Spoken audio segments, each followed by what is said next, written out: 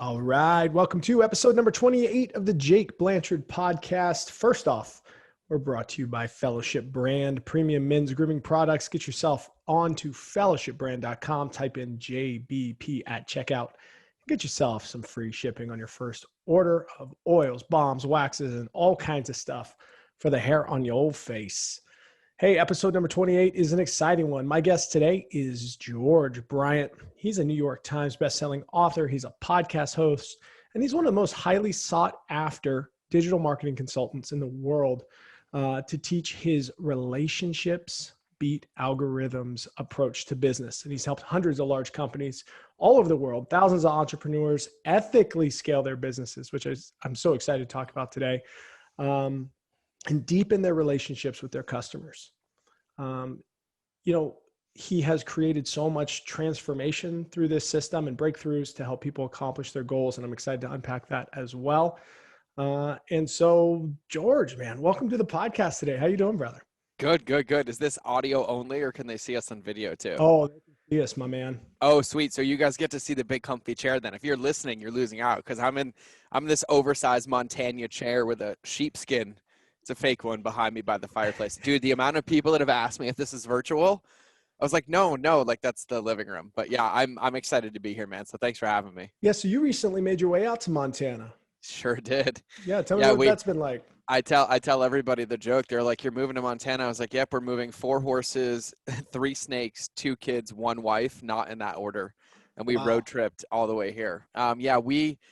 We lived in a state not to be mentioned on a coast that's large and broke. And I'm not from there originally. And we've wanted to move nature, mountains. I love lakes, horse property. My daughter was in high school. She's a sophomore. And so she hasn't been in school all year due to the circumstances. And that was the reason we weren't moving. And so when she went remote, her and my wife started traveling on all these places that we wanted to look at, that we wanted to move. And then we got hooked on that show Yellowstone. And then fast forward 8 months later, now I live in Montana, and I drove by the Yellowstone set on the way to our house. It's about 2.5 hours south of us. But it's absolutely heaven. I am in love. I'm from the East Coast, New England originally. So I'm used to seasons and weather and snow. And so it's been absolutely heaven to be here. And I still wear my shorts in the cold, cowboy boots. I nicknamed myself the Hot Mess Cowboy. And that's going to be my moniker as I live in Montana. I love it, man. Well, I'm not too far from you. I'm over here in Idaho. Okay. We looked at Coeur d'Alene, but we ended up over here. Oh, very cool, man. I certainly appreciate this part of the country. That big sky country you're living in has got to be refreshing for sure. I didn't understand what everybody meant until I lived here. And now I'm in the bottom of the lower valley and by Flathead Lake, like the Flathead Valley area. Oh, beautiful. And I'm staring at Glacier National Park right now in a snowstorm. And then I never understood that it was big sky because nobody builds anything above 20 feet high, and literally no matter where you are, all you can see is this magnificent sky, no light pollution, no anything. And it really is mind blowing. It's very sobering, reminding me of life and the value of life and the little things that I took for granted and things like that. So it's really nice to be out here. George, man, let's dive in a little bit too. I mean, you have such an interesting background. You're obviously, one of these guys who've just kind of figured out the world of digital marketing in so many ways and have designed systems, processes, and tools to help others kind of figure out as well. How'd you get into marketing? How'd you get in this space in general? Maybe take us through a little bit of that story first to get anchored.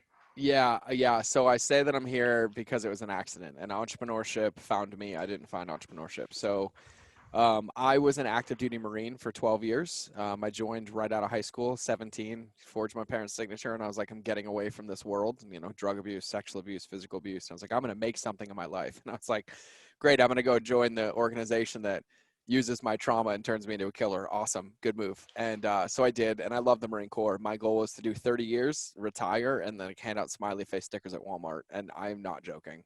Just for everybody, I say that with a sense of humor, but that was about the deep depth of my vision. I was just trying to survive when I found the Marine Corps. So it gave me a steady paycheck, roof over my head, and I became addicted to that comfort. So my whole brain was, I don't need a plan. I don't need to go to school. I'm just going to do 20, 30 years and collect my retirement. And at year 12, over the course of my career, I had quite a few career-ending injuries that I didn't let become career-ending, and then they all accumulated up. And so I almost lost my legs in 2004. So I didn't have any feeling in my legs from the knee down from 2004 and on, and 2005 and on. And then I had 7 concussions in 3 years in 2010, 2011, 2012 deployments.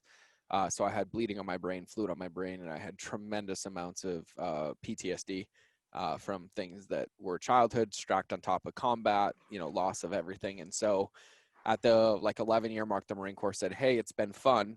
You're no longer fit for service. We're going to medically separate you." And then all of a sudden, every hope and dream I had kind of blew up, and I was pretty scary. And so at that time, I had luckily taken enough charge of my life and my health to beat my, addictions to opiates after the pain. And then I'd lost my dad to cancer. So I started taking food and fitness seriously, and I started CrossFit and eating paleo because I realized that I needed to really take care of myself. I was repeating the same patterns as my family with addictions and drugs, except I was using food. I was bulimic and prescription pain meds and things like that. And so I found all of that when I was in Afghanistan. I was like, I'm going to be different. Like, I want to live different. I want to break this mold, these generational patterns. And so I taught myself how to cook. And so when the Marine Corps said, "Hey, we're going to kick you out," I didn't really know what to do, but I had started this cooking journey. And so I was like, I'm going to document this on the internet. So I just started posting recipes every day on a Facebook page. Like back when I had to make a fake college account to get a Facebook account, like that was back then. And so I just started posting recipes, and a couple months later, someone's like, "You should have a blog." And I'm like, "What's a blog?" And they're like, "Go to blogger.com. This is 2010. So I moved all the recipes to a blog, and then someone's like, "You should sell an ebook." I'm like, "What's an ebook?" Same thing. And I ended up basically falling into entrepreneurship through my own health journey. And all I was doing was taking other people's recipes and making them every day and posting them online. So people knew I was doing it. I was being accountable, right? I'm cooking clean. I'm being healthy. I'm taking care of myself. And then got down to maybe like a month left in the Marine Corps. My board came back and they said, "Hey, you're getting out in a couple weeks." And at that point, I made the ebook, and I never forget, I launched it when I was still in the Marine Corps, and I made my monthly salary on day 1 and my yearly salary on day 2.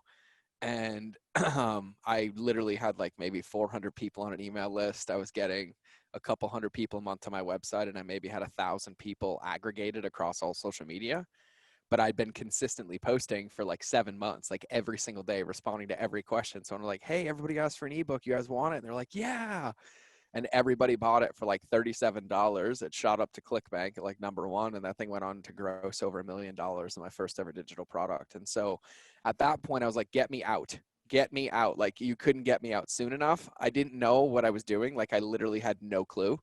But I was like, I can figure this out. And it gave me a new place to put my energy and my passion outside of the Marine Corps. And so I kind of just became engulfed and engrossed and obsessed with entrepreneurship. And I took this like survivalist mentality of like growing up as like, in a pretty rough childhood, and then even in war, that like if it was going to happen, I had to do it. And not the smartest thing to do. I should have like got a coach or read a book, but I was like, I'm going to figure everything else on my own.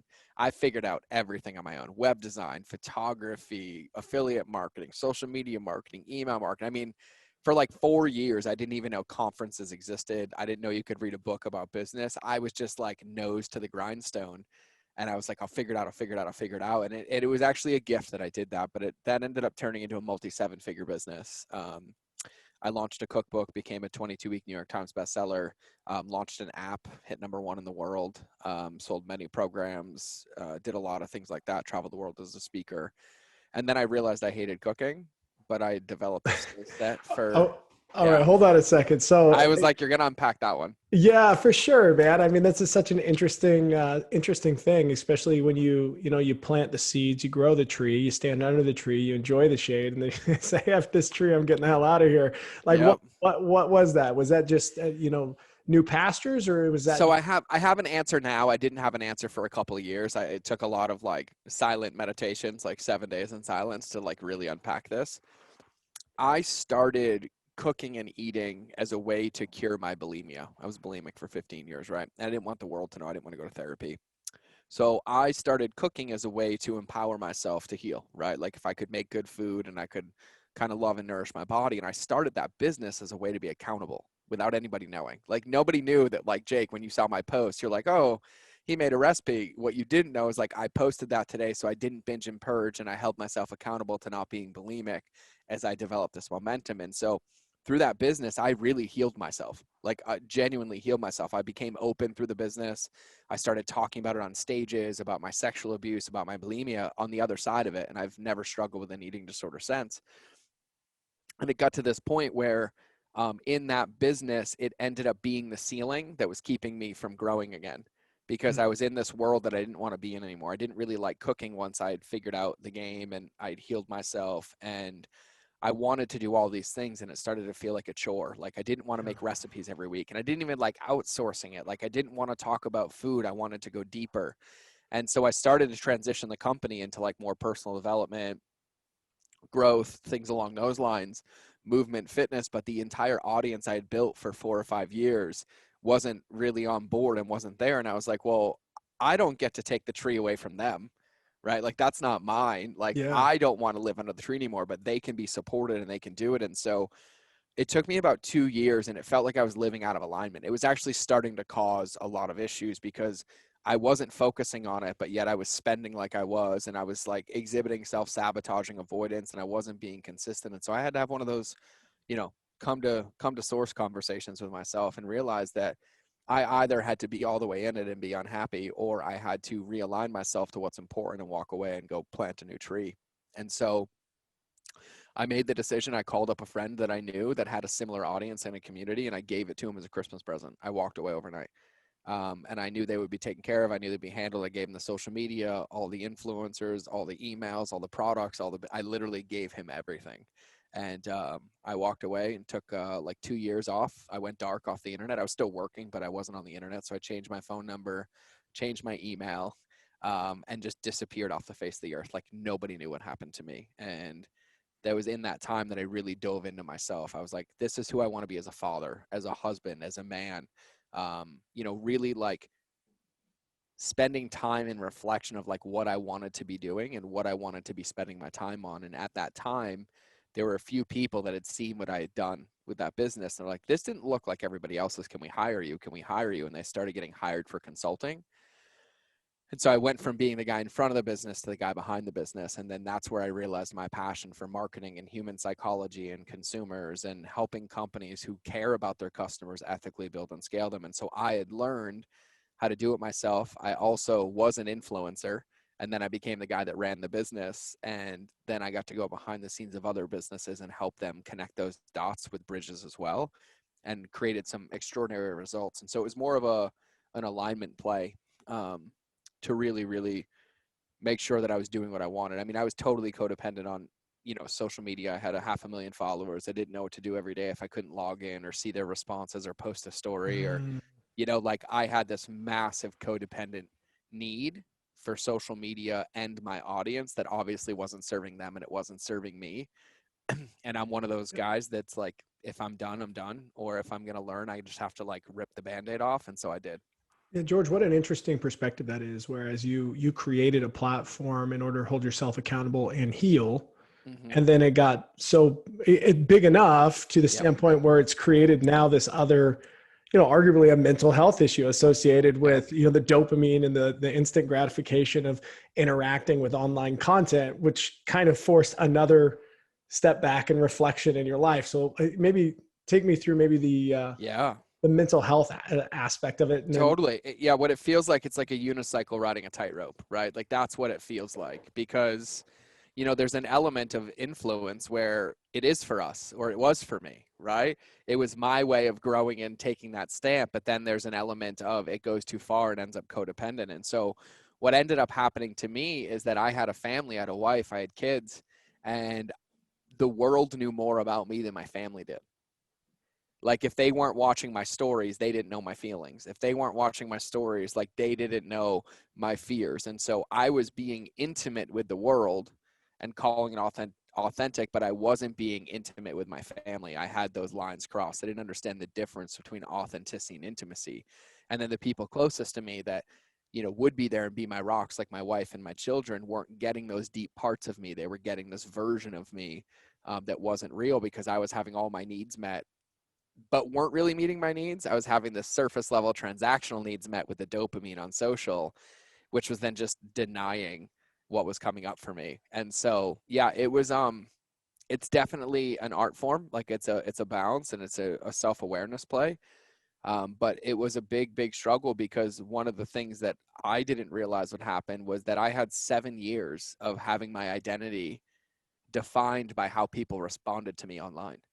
Like I was completely engrossed in, like, I'm only as good as how many comments I get, or likes that I get, or followers that I have. And no matter where I was in the awareness cycle, that was all there, right? It's not like those apps weren't on my phone. Like it was me as the influencer. And so I didn't know who to be or how to live without that. And so the mental health piece was a massive focus of self-awareness and self-acceptance, and really eliminating codependency that basically runs rampant in social media, and coming from a place of, this is my job. Like this is my profession. This is for me to be of service, but I also have to have these boundaries between who I am and who the world knows, and what I do and how I serve versus what I get back out of it. It seems like there should be some kind of program for. Oh, there needs to be a 12-step program for former influencers to make their way back into the general population. Hands down. And I mean, it still comes up. Like I'll give an example today. Like my wife and kids are flying home from Florida right now. And it's funny because like I realized that like this morning I texted my wife like 5 times, and she's busy. She's got 2 kids getting on an airplane coming back. And I'm like, oh, what did I do wrong? Is she mad at me? Like she didn't respond. I'm like, no, she's got the kids on an airplane. Stop. And there's busy. Like, there's these things that like leak in, right? And then an hour later, she's like, hey babe, I got all your texts. Thanks for handling that. I can't wait to see you later. Right. And like that whole gap in between was just a made up story based on in my self-awareness, my lack of practice today, and really tuning into myself. Like I skipped my workout this morning and my breath work. And so I'm going to go get into alignment after, but it's these things that we notice. And what I felt like with being an influencer, being on social without tight containers, you don't realize how much it runs you, and it engulfs you, and it engrosses you. And I don't even blame people, because it's not like you can consciously see it. It's like just a part of your day. And so I still find semblances of it coming up, right? Like I still have the habits, right? Like I still will like open my phone and I'll go to where Instagram used to be, or I'll go to where that platform was, or I'll be like, hey, I'm going just to respond to these comments. And then I'll catch myself in the endless scroll. And I'm like, nope. And that's why I have timers on my phone. And it's nothing to be upset about. It's just something to be aware about, right? Because I'm either building my vision, or I'm giving my attention to somebody else and I'm helping them build theirs. And in that case, I'm just in the endless scroll. And so there's things that I just like to practice being aware of.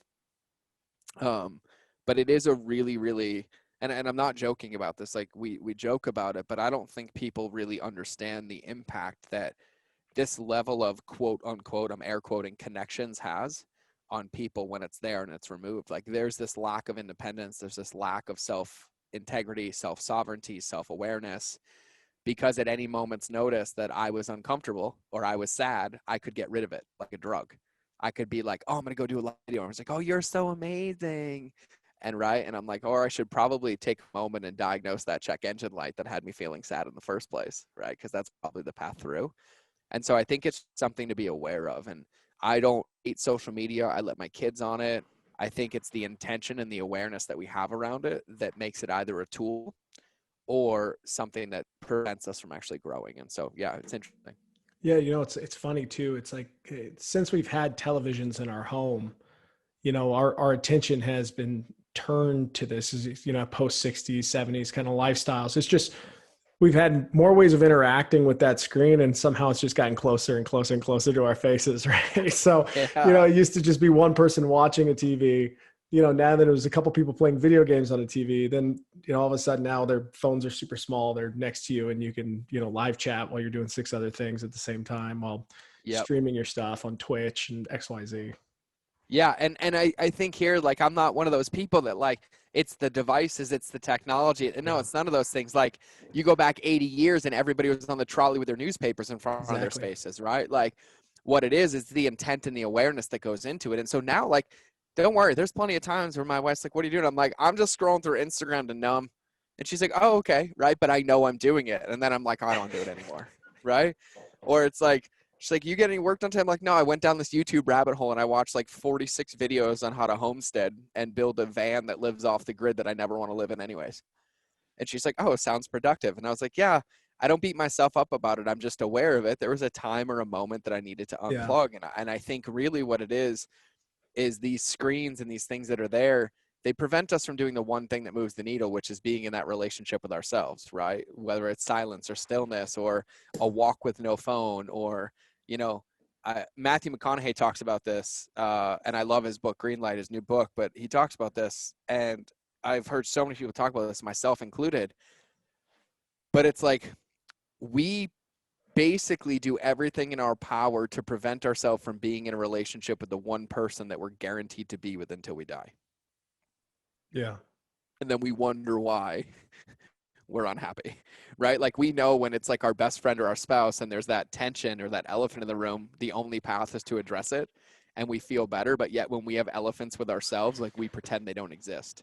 And then we avoid it by going and being in relationships with other people. And so it's been really interesting and enlightening, I would say, to like really be intentional about how I spend my time and the containers around it, like my structure with my team, you know, being on social, when I'm on social, when I'm not. But I think it is something that doesn't necessarily need a solution. It needs an awareness brought to it, right? Not from a place Yeah. of like you're bad or wrong. It's like, no, man, like I also look at all the benefits of social media. Like no other place that I've ever been able to touch 100 million people and help them or get them inspired to eat a certain way or live healthy or things like that without it as well. And so I think it's always just the awareness that we have about it. Yeah. So, shifting gears a little bit, you've been on this crazy ride. I mean, Oh trajectory yeah. from military service to, dealing with your own personal issues to building a brand, to leaving that brand, to launching a new brand, to advise people on their brands. Like, where do you find yourself today? Like, you seem like a pretty happy guy. Seem like you got some things rolling, new house, kind of new lease on, Yeah. Sky Yeah. Country. What's it feel like right now? 2020 was like a year of release for me, and it wasn't intentional. It was kind of forced upon me. um, but I was forced to focus, right? I lost a couple companies. I lost an 8-figure company in the middle of 2020. I lost a lot, like multi 6 figures in revenue that was a forced perspective and a hard thing to do. And I've rebuilt from the ground up. But what's been really interesting is that the awareness I have. So I own a couple companies, right? So I have my podcast, which I love to pieces. I run a mastermind. I run a consulting business. I own a diaper bag company.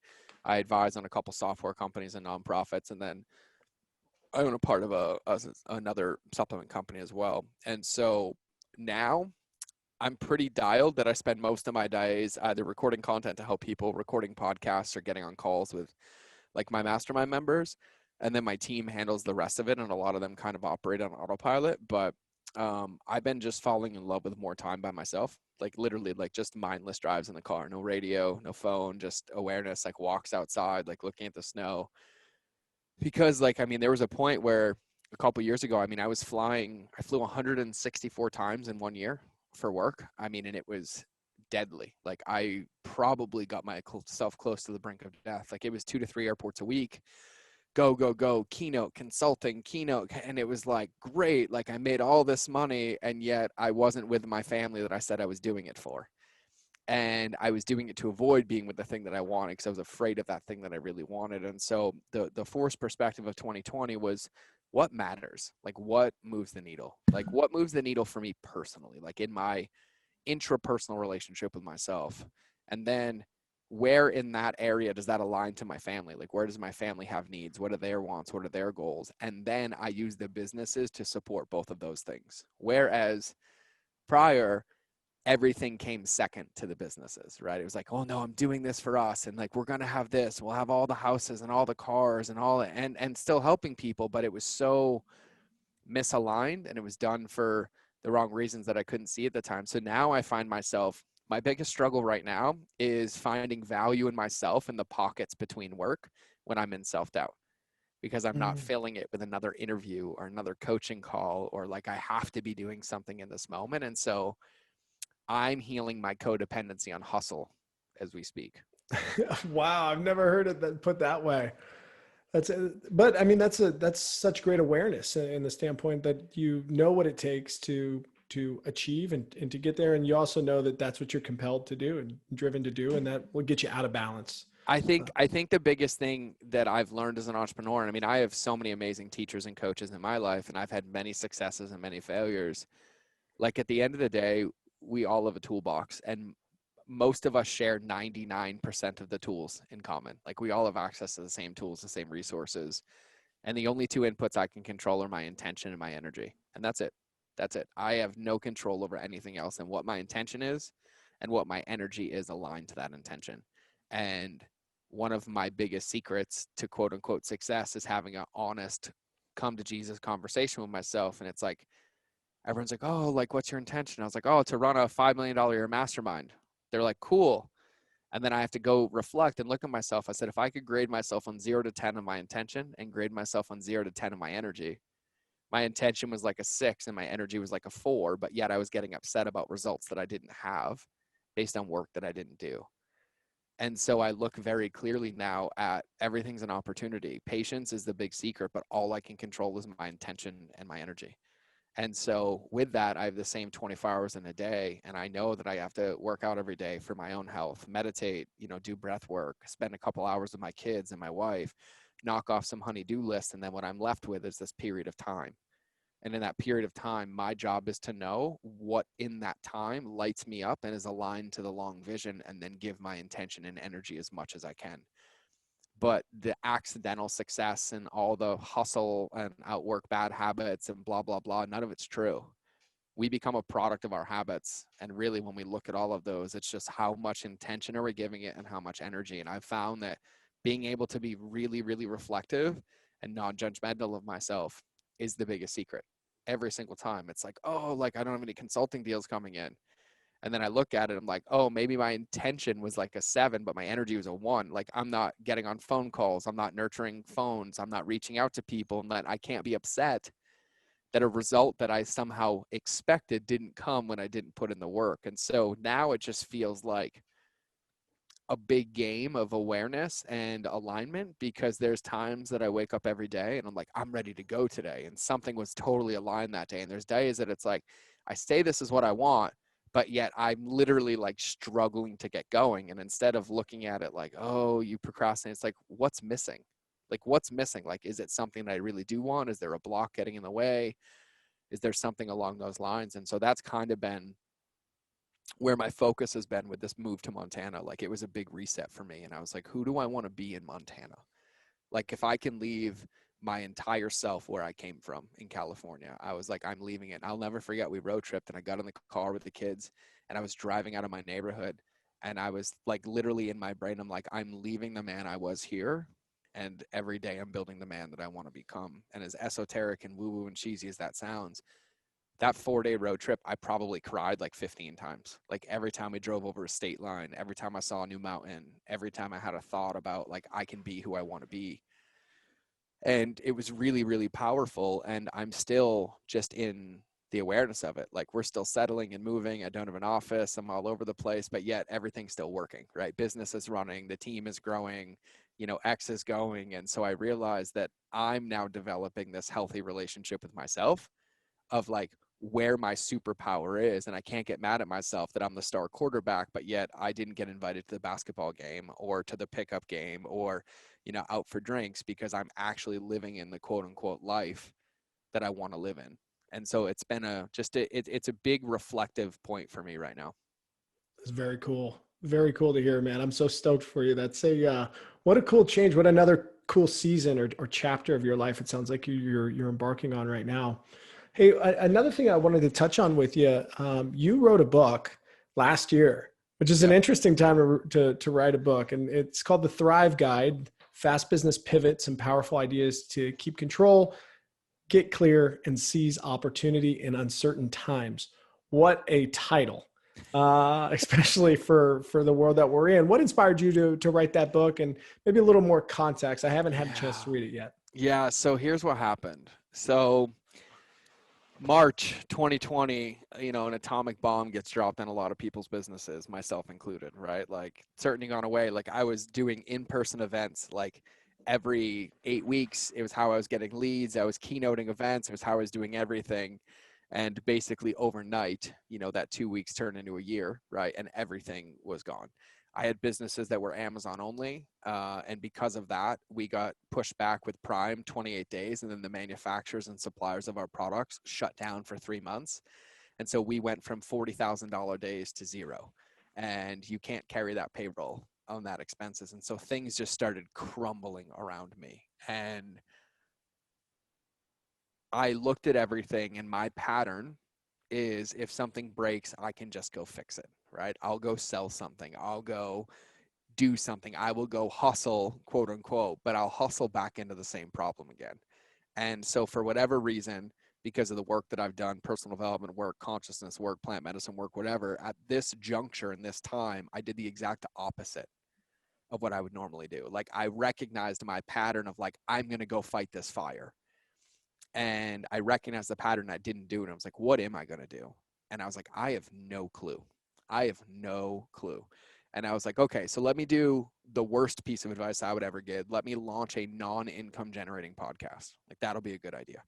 And so I was like, I'm going to launch a podcast because I need to talk and I need to process and I need to figure out what I'm going to do. And I knew I had like 45 days. It's going to sound nuts, but I literally only had 45 days of runway. So I launched a podcast and I put 10 episodes up. Somebody listened to the podcast and they sent me a message and they were like, listen, I have like 5 friends that own local businesses in and around New Jersey, and they're all struggling right now for really creative ways to stay in business. What would you do? And so they sent me this question, and I couldn't just send like an easy response because I started to answer the question, and then one answer turned into a page, and then that page turned into 10 pages. And I was like, I might as well go with this. And so then I just started exploring what I would do in many different business forms. Like if I was a barber, if I was a restaurant, if I was a masseuse. And then I started to apply the lenses, and I basically, in answering this question, outlined a book. And so I looked at it and I was like, oh, this is why I needed space. And then in that book, I was like, what am I going to do? Like, what am I going to do through all of this, right? Like there's certain things that I can't change. I'm going to keep paying my employees no matter what. Like that was a non-negotiable for me. And I was like, so I have to generate revenue. But if I try to do something today, it's going to only last for a week, and I'm going to have to do it again, and I'm going to have to do it again. And I was like, how can I rebuild from the ground up right now? Like, what is the new foundation I'm pouring? And so in that question and in the launching the podcast, instead of quote unquote firefighting, I basically focused on principles and wrote what I would do, and then started building them and allowed it to come to fruition. And then that ebook was just a Google document. And I sent it to them, and they're like, you sent us an 86-page answer. And I was like, yeah, it took me a week. I'm sorry. Like I just became obsessed with like, I would do this and I would do this. And if you thought about this and this loan here and have this here. And then my team was like, we need to put this up and help people. So then I just popped it up on Amazon for free for as long as I could, just to get it out into the hands of people. And I basically took all of those principles that I wrote about, which was me coaching myself. So that book was me taking the lens of, okay, if I'm standing in front of the mirror, I get asked for advice all the time, right? This happened. I got 100 phone calls. Every client I had, all the way up to billionaires. What do you do? What do you do? What do you do? And I realized they all called me for help, but yet I never called myself for help. And so I took that time to really reflect and look in the mirror, like, how would I do this for me? And that's where that book came from. And that's what I started applying. And since then I've recovered, I'd say I still lost 2 companies, but I've recovered about 90% of what was there, which means some have grown. New mastermind, new course, new team, different ventures, launched 2 new companies that all I'm a part of. And I'm very happy, and it feels so easy compared to what it was before.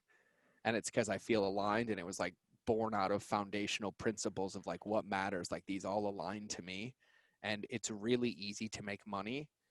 And it's really easy to run a business when you're fully aligned with what you do. Like when you love it, when it's your passion, when it's non-transactional, when it's aligned, is when it makes the biggest difference. So that's where that came from. Man, I'm taking away call yourself for help. I Call love that. myself for help. I love that. That is sensational. That is one of those things where I think we always look to others, and we always look to others just at least to provide, outside eyes. Oh, I need these outside eyes to do it. Oh, I can be my own outside eyes. That I'm taking that away for sure, man. Yeah, it was a big one. And it was a big reflective moment for me. It was years coming together. Like there was a point in my career as a consulting career, my wife's like, you got to stop trying to be friends with everybody. Like because you feel like you're not good enough. One day you'll realize that the people you want to be friends with pay for coaching from the people who pay you for coaching. And I was like, nah, right? Like it was like super incestuous at the point. I was like, no, I don't get it. I don't get it. I don't get it. And then during this, I got really upset for the first 30 days. Like every single person who had my phone number called me. What do I do, man? What do I do, man? What do I do? And I started getting resentful. Yeah. I was like, why didn't any of you call me and ask to help me? Like, why didn't you call to ask to help me? And the truth is they did, but I never asked for help and I couldn't hear it. But then at the same point, I wasn't resentful at them. I was resentful at myself because I knew what to do and I was not doing it. Like I was choosing to not do it. And it's because I was afraid to sit with it. I was afraid to sit with that. Like I had built a business that was codependent on me, that I had these things that weren't easy anymore. And I'd have to go do that deep internal work and I'd have to get clear and realign. And so when I started looking in that mirror, it was a hard seat to sit in. So I just strapped the seatbelt really tight. And There you go.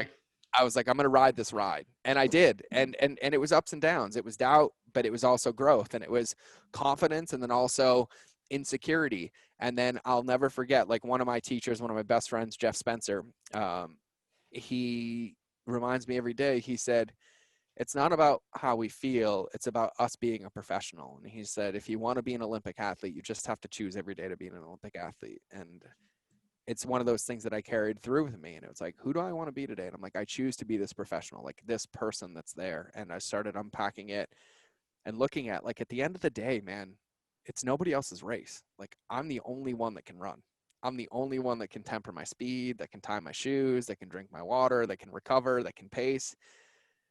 And he said something to me a long time ago. He said, Olympians don't win because they're competing against everybody else. They're competing against themselves. He said, the moment that gun goes off, the only race is between you and yourself. And the moment you look at your opponent, you lose. And as an entrepreneur, I've struggled for years. Like I was a Marine, so I love team, I love community. And even as an entrepreneur, like I love being acknowledged. Words of affirmation is it's my love language, right? And the truth is I could never hear it from anybody because I couldn't give it to myself. And so I really just put the blinders on and put my nose down, and I'm like, I'm going to run, and I'm going to run for me. And if during that run, like I get so proud of myself and I fill my tank that somebody happens to notice and they fill my tank, like that's a bonus. But this is all on me. Like from this point forward for the rest of my life, anything that I want, any kudos, any acknowledgement, anything can only come from the inside. And that's been my hardcore focus since March. So about a year now. I love it. Absolutely. Hey man, I've got to, I got to ask you at least one more question here. Oh, I got time. Ask All away. right. That sounds good. I'm looking at, your trademark, relationships beat algorithms method for digital marketing. And I'm really interested, I think everybody in this space, they tend to talk about the algorithms. Hey, we got to, like, share, comment, like you got to comment here, you got to do this, you got to do that. And hey, like tag this or save this. And everybody's trying to figure out how to create pages or repost themselves in a lot of different ways. I think arguably, including myself, right? Is this from a podcast or from the businesses that I have? Let me pick your brain for a second, man. What is this relationships beat algorithms thing all about? Yeah, I love it. So this was born out of me doing digital marketing wrong, right? Like being transactional in the beginning, not knowing any better, upsell, downsell, boom, boom, boom. But I ask people this. It's like, when was the last time that you felt sad, disconnected, and let down, and then willingly whipped out your credit card? And most people say never, right? Or when the last time you felt wrong, transacted upon, and like somebody was using you and then whipped out your credit card, and you're like, never. And I was like, no kidding, right? And so when I started doing this, when I stopped doing it for myself and I started going behind the scenes of other companies, I started realizing that some of the ways I built my business there were zero strategies and tactics. It was all principles. And the reason that Caveman was successful is because I answered every comment. And then when they asked a question, I would make a response. And if I didn't have one, I would create one. And then I would be like, hey, I'm making a cookbook. What do you want? And they would tell me. And then I'd be like, great, I made it, buy it. And then, hey, I'm launching a book, buy one. They're like, okay. And it became a 22-week New York Times bestseller. Like it was an actual relationship with my customers. And so I started looking at like what made me successful. How did I get 500,000 fans with no algorithm, with no paid media? And it was the relationship. And I started to really unpack it. And so when I got to go into other businesses and I got to see what was happening on the back end, and I started to add in the principles that I was using, They started doubling and tripling their businesses in weeks. Like I had a company go from $45,000 a day to $100,000 a day in 8 days by taking the principles that I teach. And a lot of them are human, right? Human beings only want to feel seen, heard, and respected. That's it, right? But I can't tell you the last time that you're like, I'm so stoked. I went and commented on his Instagram 8 days in a row and he never wrote back. So I'm going to keep commenting for 30 days.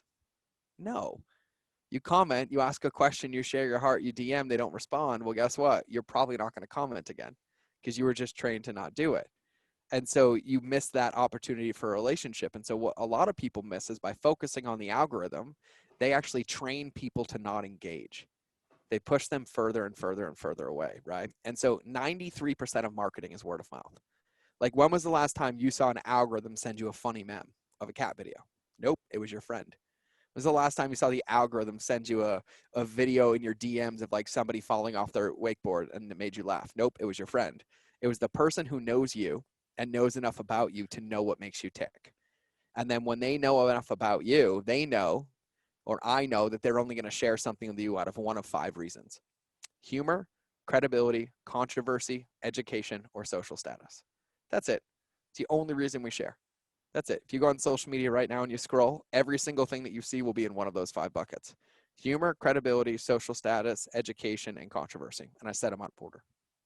And so then I started realizing that algorithms only exist if we see them. And this is going to sound like super inceptious, but if you believe in the algorithm, it's there. And if you don't, it's not, right? Because when was the last time that you absolutely loved this account that you looked for every day and you didn't go check it because the algorithm didn't show it to you? When was the last time you followed your significant other on Instagram and you waited to go check or waited for the algorithm to show it to you? You didn't. You go find it because you want to, right? And so algorithms exist in the transactional level, right? It's for basically getting attention of somebody that doesn't really know you. But once you have an established relationship, then algorithms don't need to be existed because we have to create relationships that have endowment. So we go seek them out, so that we go look for the podcast, that we share it with our friends, that we go respond because we know we're going to get a response. And so at the end of the day, there's not one robot or one algorithm that takes somebody's credit card out. Hate to tell you, but robots aren't buying people's stuff. Like, it's an emotional decision based on a relationship, and people don't buy the best product. They buy the best relationship. But people can't buy the best relationship if there wasn't one leading up to it because some algorithm was waiting for them to see your content. No algorithm is going to emote at a human level. No algorithm is going to respond and ask questions. No algorithm is going to take the 2 seconds to send a response like, oh, and I love that picture of your cat. Or, oh, I love that you took your kids sledding. I love sledding too. No algorithm is ever going to do that. Be weird if it did. It would be, but that's where the secret lies, right? And so we think about it. We're like, oh, we want everybody to comment. I'm like, cool. Have you responded? And they're like, no. I'm like, then why the hell would they ever comment again? What do you think this is? Like a dictatorship? Like they owe you something? Like you're the gift. You post a piece of content and they're supposed to comment because your content is so good? Get out of here. You're out of your mind. Or I've been posting every day on Instagram for 30 days and nobody's commented. I'm getting like 15 likes, but nobody comments. They need to comment. I'm like, cool. When was the last time you went to any of their profiles and commented first? And they're like, oh, I was like, oh, that's right. You have an expectation, right? Like they owe you something. And I was like, you say you want to help people and you want their engagement. You have to earn it. Relationships are 2-way. Marketing is a 2-way value-based long-term relationship, not a 1-way dictatorship, not a one-night stand. Like it has to be at a deep, relatable level. And so when you think about it, I have tons of marketing laws that go into it, but I can safely tell you that if you just started by responding to every comment on your social, you would have a massive increase in engagement, therefore a massive increase in attention, therefore a massive increase in sales or conversions, hands down.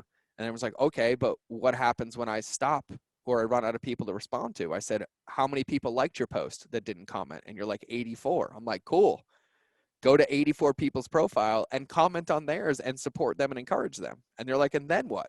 I was like, then go find people that are interested in quote unquote fitness or health and go follow a hashtag and actually go add value. Like go create and initiate a relationship. And they're like, oh yeah. I was like, because you have 2 options. If I say, hey, I drop you in the middle of Grand Central Station, I'm going to give you $1 million. There's 2 of you, you and one competitor. The first person to sell 100 things gets $1 million. Approach number 1 is you stand in the middle with a sign. and you hope that it catches somebody's attention so they come over and they pay attention to you, and then they basically beg you to pay you. Not going to happen. Option two is you walk around and introduce yourself to every single person, ask them a question, figure out how you can support them, and then insert a solution. If you had to bet your money on which person would win, it would probably be person B. For sure. But yet everybody lives like person A online. Like, if you build it, they don't come. Field of Dreams is bullcrap. If you build it and that's your home, it's your job to advertise that home and go find the right people to sit in it for the right reason. And then they'll bring more. And they'll bring more. And they'll bring more. And the one thing that I say more than anything, and I normally don't talk about this publicly and tactically, but I will here, is I see people obsessed with always more, more, more. How do I get more customers? How do I get more followers, right? How do I get more opt-ins? How do I get more sales? And I was like, you can't adopt any more children until you can feed the ones that you have. The secrets to more is in the depth on the back end. If you have 10 people that gave you their email, they have 100 people that they'll add to your list, but you have to meet their needs and fill their tank. If you have 100 people who bought your course, if you make sure every one of them gets a result, you have 1,000 new people that'll go tell about your program. But yet people obsess about adopting or getting the attention of all these new people and all these new kids that they don't have enough food to feed in the first place. And they end up creating a broken marketing machine in their business. And so relationship speeding algorithms for me is understanding that on the other side of everything you do is my mother, my father, my sister, my wife, my kids, just like they're yours. And the only distinction between you working and not working is how they feel at the end of their transaction with you. And they need to feel seen, heard, and respected, and you need to add value whether they give you their credit card or not. And if you believe in humans, and if you believe in human principles and relating to human beings, you will build an unstoppable and unlosable business because it's built on people and relationships with people, not transactions and algorithms. Holy smokes. George Bryant, the man. Yeah, you were dropping some knowledge bombs today, brother. Thank you for sharing that with me. No, I love it. I love it. I think it's so important. And I'm so glad that you asked it, right? I'm so glad that you asked it because a lot of people, and I'm going to say this one last thing to close it for all of you, is if you think about the amount of people that opt in, like, hey, opt in for our show notes, right? Or give me your email for this 7-day challenge, right? And then they get one email and we get pissed at them that they didn't complete a 7-day challenge. If you were a trainer and somebody walked into the gym and paid you to help them lose 5 pounds in 7 days, and you said, here's your workouts, here's your meal plans, good luck, I'll see you in a week. Are they going to succeed? No. Of course not. We wouldn't expect them to. So when they walk in, we're like, hey, I got you. Just drink water today, up tomorrow morning to move.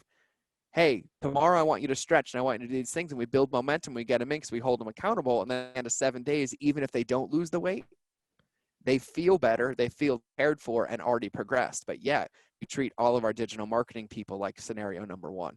And we expect to get results like scenario number 2.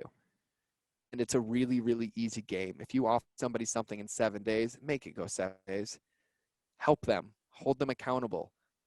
Actually ensure that you're delivering on the promise, and you will be untouchable in everything that you do. Relationships beat algorithms, my brother. I love it. Hey, you know, you're a busy guy. You got a lot of irons in the fire. Where do people find you, social media or otherwise? Yeah, no, but I make it really, really easy because I am on all socials, but the best place to go is mindofgeorge.com. And here's the reason, because you get to pick your own adventure. There's a video on the homepage talking about the 4 types of customer journeys, which is a massive bonus ad. But I recommend starting there because it links to my podcast, The Mind of George Show. It also links to our Facebook group if you're more on that platform and want engagement with my team.